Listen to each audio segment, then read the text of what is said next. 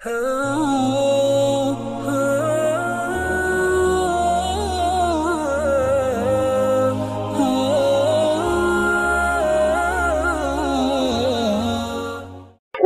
پوچھے اگر کہ صاحب دو سجدہ کیوں ہے اور رکوع ایک کیوں ہے، سوال پیدا ہوتا ہے نا کہ رکوع ایک فرض ہوا، سجدہ دو فرض ہوا۔ اس کا جواب اللہ علیہ قاری رحمۃ اللہ علیہ محدث عظیم جنہوں نے مشکات کی 11 جلدوں میں شرح لکھی ہے، 11 جلدوں میں وہ لگی ہوئی سامنے، فرماتے ہیں کہ جب سجدہ کا حکم ہوا تھا تو تمام ملائکہ سجدے میں گر گئے۔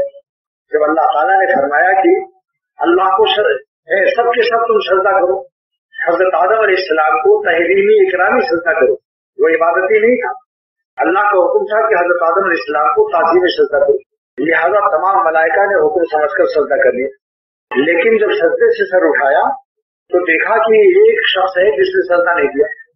کروڑہ فرشتے سجدے میں، جب سر اٹھے تو دیکھا ایک شخص کھڑا ہوا، اکھڑا کھڑا ہوا ہے۔ وہ کون ہے؟ جناب ابلیس صاحب، شیطان، وہ کھڑا ہوا ہے، وہ اس نے سجدہ نہیں کیا۔ بس فرشتوں نے دوسرا سجدہ کر لیا شکریہ کے طور پر کہ اللہ کہیں ہم اس خبیث کی طرح نہ ہوتے تو آج ہمیں اس سجدہ کی توفیق نہ ہوتی۔ توفیق سجدہ پر دوسرا سجدہ شکرانے کا سجدہ ہے کہ اللہ آپ کا احسان ہے کہ آپ نے مجھے مردود ہونے سے بچا لیا، ہم کو سجدے کا حکم دیا، ہم نے آپ کے حکم کی تعمیل کی، اس کا شکریہ۔ اگر وہ شیطان کو کھڑا نہ دیکھتے تو دوسرا سجدہ فرض نہ ہوتا۔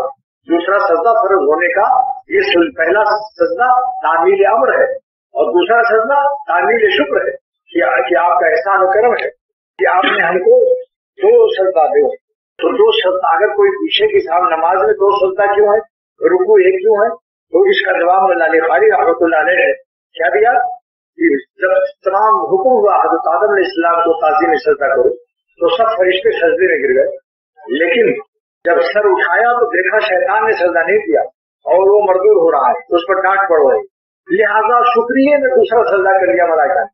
تو ہمارے لیے بھی اللہ نے دو سجدہ رکھ دیا کہ پہلا سجدہ تو تعمیل حکم ہے اور دوسرا سجدہ تعمیل شکر ہے، وہ شکرانہ ہے۔ لہذا جب اللہ تعالیٰ اپنی عبادت کو فرما برداری میں لگا لے تو انسان کو اللہ تعالیٰ کا شکر ادا کرنا چاہیے، اور اگر نافرمانی میں ابتلا ہو جائے تو بس گڑ گڑا کر رونا چاہیے کہ اللہ رحم کیجیے، دلدل میں پھنس گئے۔